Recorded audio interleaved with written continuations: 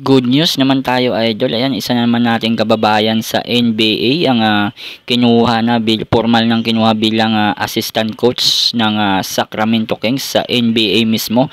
Ayan, walang iba yan kundi si Mighty Mouse Jimmy Alapag. Ayan, formal na nga itinalaga bilang assistant coach si assistant coach Jimmy Alapag ng Sacramento Kings simula sa darating na ngayong October 25 ang tune-up game ng Sacramento Kings versus Lakers.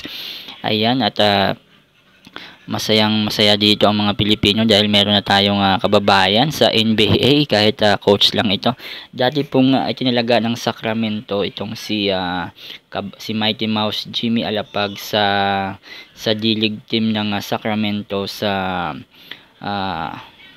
itinalaga siya ng Sacramento sa team nila sa development player team nila sa D-League. Ayan, si Coach Jimmy Alapag po ang coach dyan. Ngayon, formal na siyang inakyat sa NBA mismo, ang team nila sa Sacramento Kings. Dati pong itong naglaro si Jimmy Alapag sa Talk and Text. Ayan, siya po ang main man ng Talk and Text dati.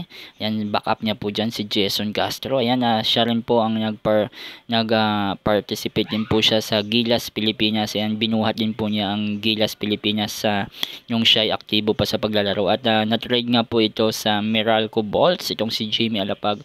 At matapos nga ang kanyang serbisyo dito ay pumunta na siya sa AVL, sa Asian Basketball League, at pinamunuan niya dito ang Alab Pilipinas kung saan siya ang head coach dito. Ayan, at nakapagpa-champion din ito sa Alab Pilipinas, no? So mga 3 beses niya yata na pa-champion ng Alab Pilipinas ang AVL. Ayan, congratulations Jimmy.